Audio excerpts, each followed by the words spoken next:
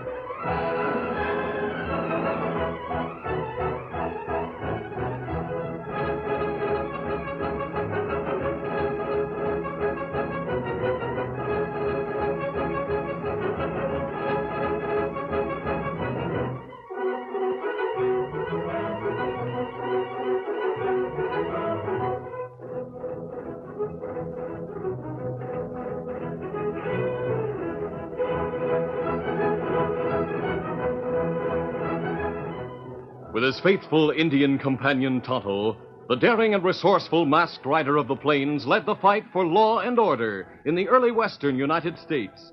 Nowhere in the pages of history can one find a greater champion of justice. Return with us now to those thrilling days of yesteryear. From out of the past come the thundering hoofbeats of the great horse Silver. The Lone Ranger rides again. Come on, Silver. Let's go, big fellow. Hi-yo, Silver. Hi!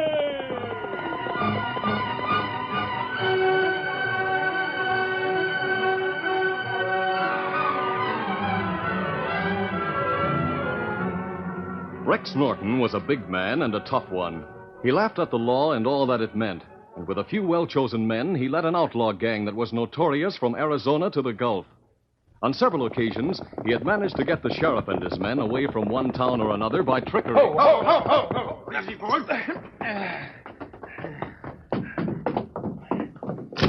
Sheriff, you better get some men together pronto. We saw some rustlers running off some cattle from the Bar Range. Rustlers, you say? Yeah, we was coming along the trail and we saw them. They had bandanas covering their faces. We know they're rustlers. Well, thanks for the tip-off. If you and the posse hurry, you might catch up with them. We'll come along and show you where we saw them. Good. I'll have men together in 10 minutes. Then we'll be ready to ride with you. Hey, Jim, Frank, get a posse together. And so, accompanied by the two strangers, the sheriff and the posse rode after the rustlers they'd been told about. But while they were gone on their wild goose chase, Rex Norton and the rest of his men held up the town bank. Later, at a distant county, another sheriff was sitting in his office when an excited man hurriedly entered. Hey, Sheriff. What's up, mister? I was coming along the west trail when I heard shots. I saw where the trail wound around a hill some distance away, and it looked to me like a stage holdup. You better get out there. Great day. I'll get my men together and get right out there. You want to come along? I'd like to, but I got to ride through to Pecos before dark. I just thought I ought to tell you, though. Glad you did, mister. We'll get out there and see if we can trail them outlaws. Adios.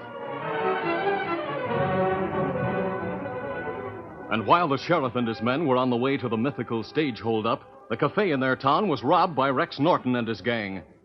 After using these tricks several times, warnings went out to the lawmen about Rex's method of getting them away from town. But they were confused when something happened in another town that was similar but with different results. Ho there, ho! What's the excitement, mister? You seem to be in a hurry. I came for the sheriff. I'm the sheriff. What's the trouble? Outlaws are holding up the train east of here, near Rocky Gulch. What? You better get a posse quick, Sheriff. Maybe you can catch up with them. Come on. Hold on. Hey, what the... This gun says you and I are going to have a little talk, mister. What's the idea? Come to report a train robbery and you pull a gun on me. Quiet down, everybody. Quiet down. What is the idea, Sheriff? Aren't you going to go out to Rocky Gulch? What about those outlaws? Now listen, all of you. Lots of sheriffs in this territory were fooled by someone reporting something that happened. Then when they rode away from town, an outlaw gang rode in and pulled a job without interference. I reckon I'm one sheriff that ain't going to be fooled. And I'm holding this hombre here till I find out just what's what. Well, that's a good idea, Sheriff.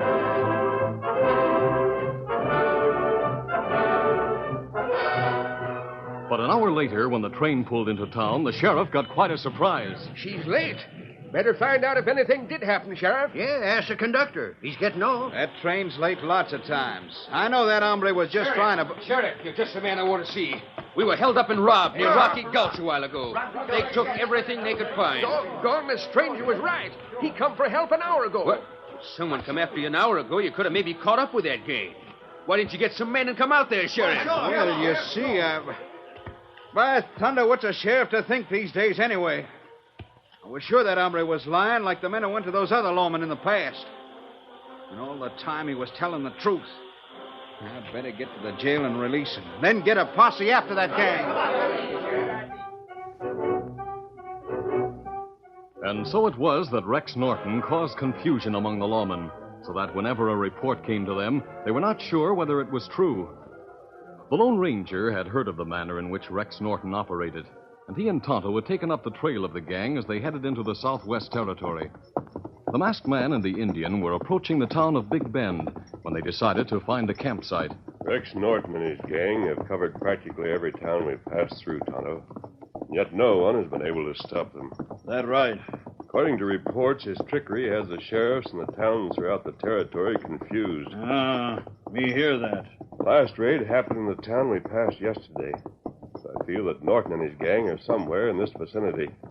If he covers his tracks well, we could get a line on their hideout, and we could act.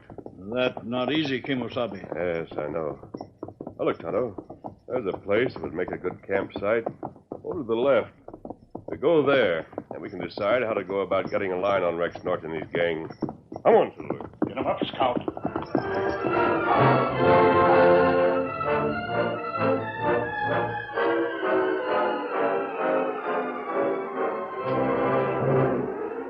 After the Lone Ranger and Tonto had pitched camp and had discussed various plans, the Indian rode to the town of Big Rock to get a few supplies for their short stay.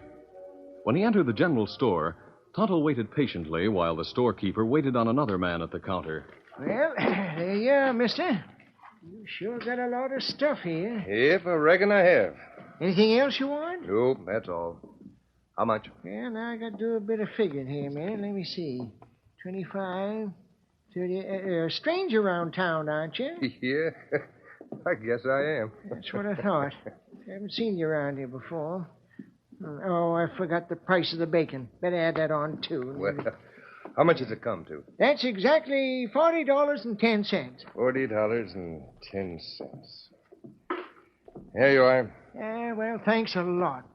You must be from one of the ranches outside of town. Is that it?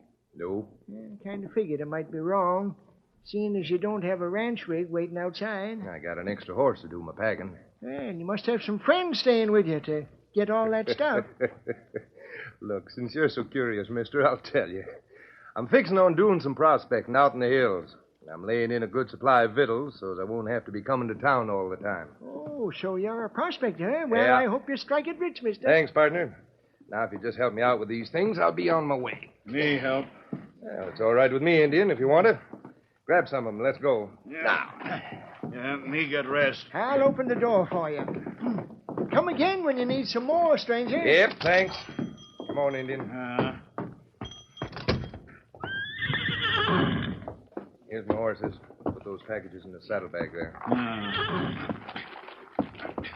There. That carry all right. Yeah, I guess that'll do. The storekeeper sure is a gabby old galoot. Wants to know everybody's business. Well, thanks for the help, Indian. Here's a silver dollar for your trouble. Me not need that for helping. All right. That's the way you feel about it. I'll be getting along now. Steady, boy. Adios. Adios. Get up there. Come. As the stranger rode away leading his pack horse, Tonto stood watching.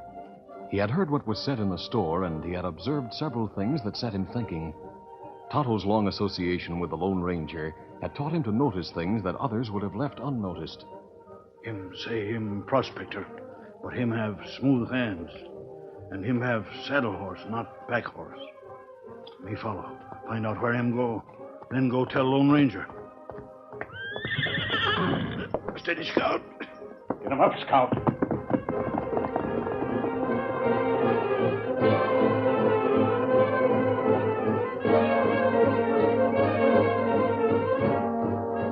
For some time, Tonto, who was used to trailing someone without being seen, followed the man who had purchased the supplies.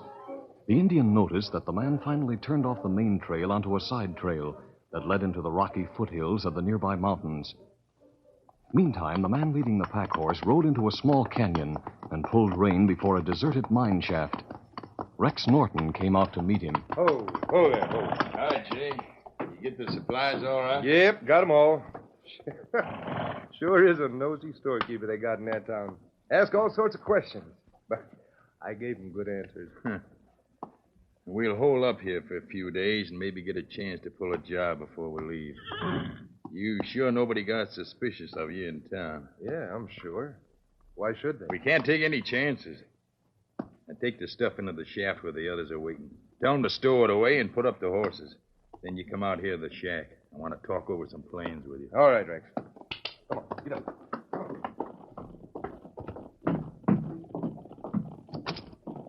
Hey, Rex, wait a minute. Yeah, it looks like Hank and Bill got someone with them. What's up? All right, get down, Indian. Get moving that shack where you see that hombre waiting. Hey, what is this? Why you got your gun on the redskin, Hank? Me and Bill was up the trail a bit. We got behind some boulders when Jay come along, just to make sure nobody was following him. This Injun come along a few minutes ago trailing Jay. We jumped him, took his guns, and brought him here. So, somebody did follow Jay after all, huh? Bring the redskin in the shack. All right, let's go, Injun. Inside. Well, Indian, you got some explaining to do. It better be good. Trailing Jay, that is easy to see. Yeah, I know. But what I want to know from him is why he was trailing Jay. Speak up, Redskin. Why did you trail one of our men from town? Him prospector. Me come find out. Maybe get job. Don't give that kind of an answer. No Indian goes out of his way to look for a job if he can help it. Yeah, here's Jay now. Jay, ever see this redskin before? Sure, but how'd he get here? I left him back in town. Mean you thought you did, Jay. We trailed you here, and we jumped him out of the big boulders on the side trail. He was in the store when the storekeeper was asking all those questions, Rex. Something must have made this Indian suspicious of me. You know, there's something unusual about this redskin anyhow. What do you mean unusual? Now, take a second look at the way he's dressed, for instance. I noticed that in town. Yeah, he is dressed better than most Indians. Say, you're right, Jay. And did you notice that paint horse he was riding? It's a beauty. And look at the guns we took from him. Yeah. Mighty fine guns for a redskin. Here's another thing. He helped me load the pack horse in town. I offered him $1, but he turned it down. Now, that's unusual, too, for a redskin. That's right, it is. They're usually out for what they can get. What's all that add up to in your mind, Jay? Fine paint horse, good clothes, fine guns, and not needing money that's offered them. Well, I admit it's got me thinking hard. But not hard enough. Why do you think we left Arizona Territory, where there was so much for the taking? Well, you said it was because of the masked man, the Lone Ranger. Well, what's he... Hey, I'm beginning to get it. What's that? The Lone Ranger rode around with a sidekick, an Indian, remember? And that Indian rode a paint horse, was well-dressed, and carried fine guns. It all adds up. This redskin is the Indian that rides with the Lone Ranger. Holy mackerel. What are you going to do, Rex? Do? What do you think? Before we're through with him, he'll wish he never met the Lone Ranger. And what's more, it might give us a chance to get rid of that masked man.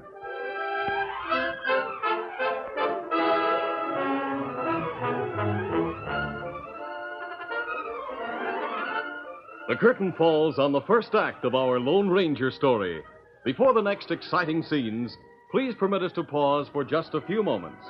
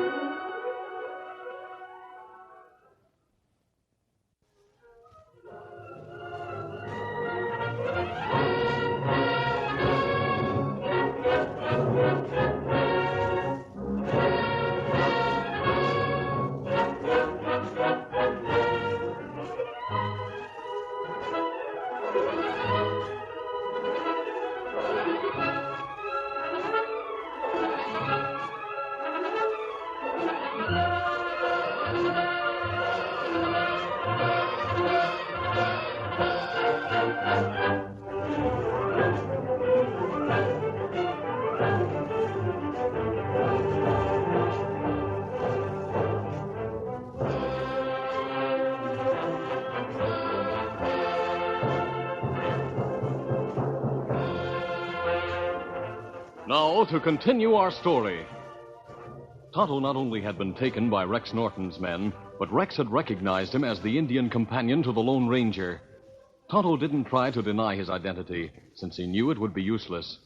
He stood quietly, waiting to find out what Rex Norton intended to do. Yeah, this sure is luck, Rex. We wouldn't have known that masked hombre was around if we hadn't caught this redskin. That masked man's nobody's fool. All he has to do is trail the Indian after he misses him. Yeah, but how's he going to pick up the Indian's trail? You're going to start him on it, Hank. Me? You crazy? Nope. I know exactly what I'm doing. Jay says that Indian was in the store. That means he went there to buy something. That right, Jay? That's what I figured. He didn't know I was in there, as far as I know, till he come in. I saw him ride up and dismount. So he wasn't just hanging around town. Uh-huh. Then the Lone Ranger must have known he was going to the store. Go into that store, Hank. And if anybody comes in asking about this Indian, just say you saw him riding out this way, savvy?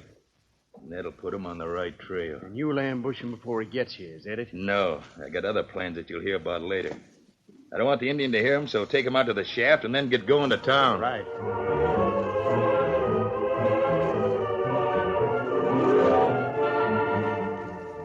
After Tonto had been taken into the shaft and tied hand and foot, Hank mounted and rode to town. Meantime, the Lone Ranger waited for Tonto to return to camp with the supplies. It had been before noon when Tonto left for town, and as the afternoon wore on, the Lone Ranger became uneasy. He decided to go after Tonto, but not wanting to enter the town wearing his mask, he fixed a disguise, then put the mask on over it, so that he could remove it at the edge of town and make inquiries at the general store. Hank had already reached the store and lounged around with a few townsmen who usually loitered there. Hank noticed the tall stranger who entered and approached the storekeeper. Something for you, stranger? All I want right now is a little information. Well, now, if I can help you, I'll be glad to. I'm looking for an Indian who came here this morning for a few supplies. Well, now, there was only one Indian in here today. What? He come in this morning, tall, muscular looking, but he didn't buy nothing. Helped some hombre take out some things and didn't come back. Oh, I see. Well, thanks for the information. Hey, mister. Yes? I saw that Indian. Leastwise, the one I saw was tall and muscular looking and riding a paint. Really? Where? Saw him riding out the West Trail early this afternoon, riding away from town. He, moseying along like he might have been trailing somebody or something. You say you saw him riding a paint? That's right. How could you tell he was tall if he was in the saddle? Well, that is, I sort of guess he was tall. Anyway, I thought maybe it might be the same Indian, so that's why I told you. Think he's the one you're looking for? Yes, he is. Thanks very much for telling me, mister. Adios. Glad to be of help. Adios. As the Lone Ranger walked toward the edge of town where he had left Silver, he did some quick thinking. Suddenly, he stepped between two buildings and waited, watching the hitch rack in front of the general store. He saw Hank come out of the store and glance up and down the street, then hurry to the hitch rack and mount. Seems to be in a hurry. He's riding out the other end of town. I'll get Silver and follow him. In a few minutes, the Lone Ranger reached the place where Silver was waiting. Putting his mask on, he mounted. Come on, Silver. Then he rode behind the building so as not to ride openly through town and headed in the direction Hank had taken. Meantime, Rex and his men prepared for the arrival of the Lone Ranger. The canyon was sort of funnel-shaped, or like the letter V, with sheer cliff walls along each side, meeting in a point at one end. Where the walls came to the point, there was an opening only big enough for a man or horse to go through. Tonto and Scout had been left just inside a mine shaft near the wide entrance to the canyon. There was another mine shaft near the pointed end. Rex spoke to the men. All right, men. We'll take the horses through the narrow opening at the other end of the canyon. All right. And we'll leave them just outside. Then what? We'll walk back and wait in the shaft, the one that's near the narrow opening. From there, we can tell when the masked man goes into number 1 mine shaft where we put the Indian. Sure. But how do you know he'll go inside the shaft? Because the Indian can see him when he rides up to the cabin here as he passes the mouth of number 1 shaft. We left the Indian ungagged so we can call out. The redskin don't know our plans. He didn't see what we did in there. I made sure of that. Now let's get our horses through that narrow opening at the other end. That's where Hank will come back. He'll ride the back trail that leads to there. Now, let's get going. Come on.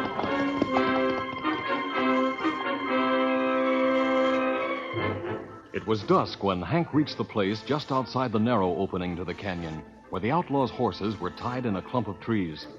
He dismounted and, leaving his own horse, walked through the opening to join the others. A few minutes later, the Lone Ranger approached the place. Rode toward that narrow opening in the cliff just ahead. Oh, Silver, oh. What's the matter, big fellow? The Lone Ranger knew from Silver's actions that the great stallion had caught a strange scent. The breeze was blowing toward them, and Silver had caught the scent of other horses. His whinny had been a warning, and his master heeded it at once. I'll leave you here, Silver, and go forward on foot. Wait here, big fella, easy. Leaving Silver concealed by some big boulders, the masked man moved cautiously along the trail on foot, with his guns ready for instant action. In a few moments, he saw the group of horses tethered in the cottonwoods. Several horses in that grove of trees just outside the opening. I can get a look through there without being seen. Once more, he moved forward, leaving the trail and moving along in the brush until he reached the cliff wall. Then he edged along to the opening. Hearing the distant mumble of voices, he peeked around the edge of the opening. A short distance away, he saw Hank standing at the entrance to the second mine shaft, talking to the others. The Lone Ranger listened intently as they discussed their plan. Gunpowder is planes right over the Indian's head. We'll light it from here. Then, quickly retracing his steps, the Lone Ranger quietly turned all the outlaws' horses loose. Then, as they trotted away, he mounted Silver and headed for the west trail entrance to the small canyon. 10 minutes went by as the outlaws waited for their victim to arrive. Finally, they heard hoofbeats approaching the wide end of the canyon. Something's coming. Get ready to light that fuse, Jay. Take only about 2 minutes to reach that gunpowder I told you I'd planted in number 1 shaft. I'm ready. I got the matches right in my hand. You think it's him? Sure. Who else do you think it'd be? He's passing the entrance to number 1 shaft and heading toward the cabin. The Indian. He yelled out just like I knew he would. He rode right into the shaft. Light that fuse, quick. Right. Yeah, there it goes. That's the end of the masked man and the Indian.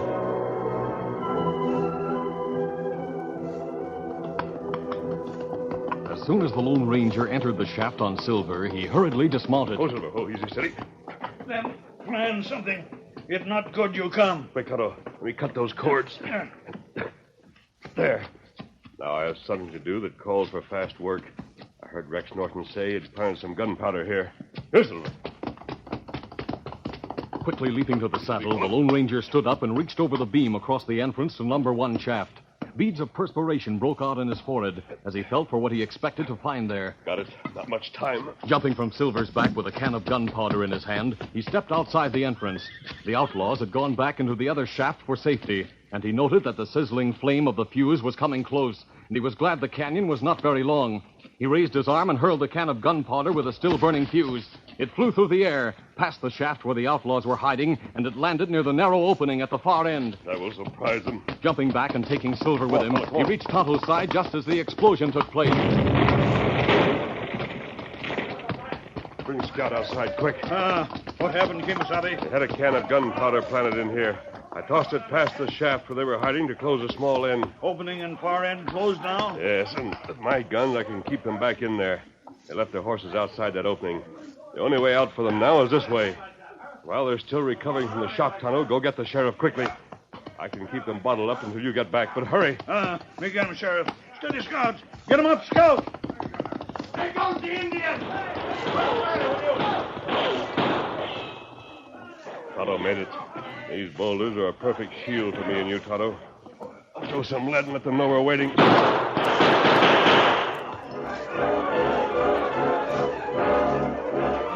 Since the outlaws were now on foot and the canyon was so narrow, they dared not attempt to pass where the Lone Ranger was waiting, and there was no other way out of the small canyon.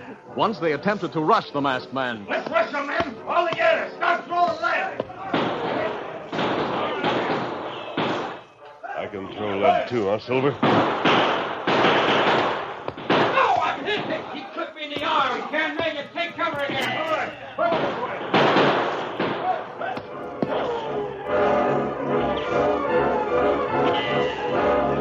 And So, for almost an hour, the Lone Ranger, in his position of great advantage, held the outlaw gang at bay, until finally... We bring Marshal and Posse, Kimasabi. The Indian says you got a gang of outlaws hemmed up in here. That's right, Marshal. They're in the other mine shaft up there. Let's get them, men. For a few minutes, the outlaws fought back from their meager hiding place, but it was a losing fight, and finally they had to admit defeat. We give up. I'm here. Don't shoot anymore. Then come out with your hands reaching, all of you. Keep them covered, men. All right. Rex planned it all. Because of his plan to get that masked man, we got into this mess. Rex? You mean this is Rex Norton's gang? Yes, Marshal, it is. I should have known that masked comrade pull a fast one. I don't know how he come to outsmart me this time. If I hadn't, Tonto and I wouldn't be here. We'll see you in town, Marshal. You have enough men to take care of these outlaws. Easy, big fella, easy. One, two, there. Get him up, Scout. Norton, I don't know what it was he did to get you in the fix you was in when we found you. But when I heard about you rampaging all over the territory, I said the time had come when you'd meet up with the hombre that'd put you where you belong. Yep. And I was thinking of the Lone Ranger when I said it, too.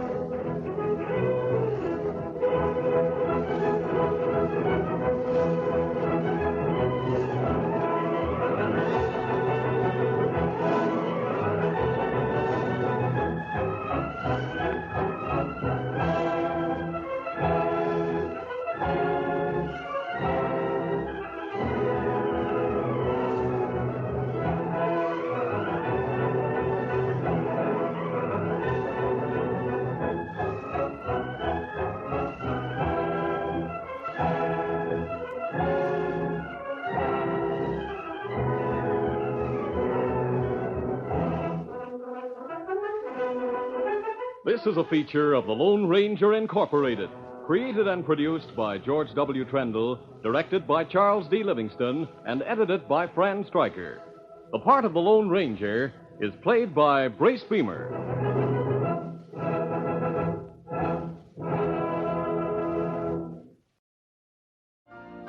You've been listening to the OTR Gold Network. Find more classic radio at otrgold.com.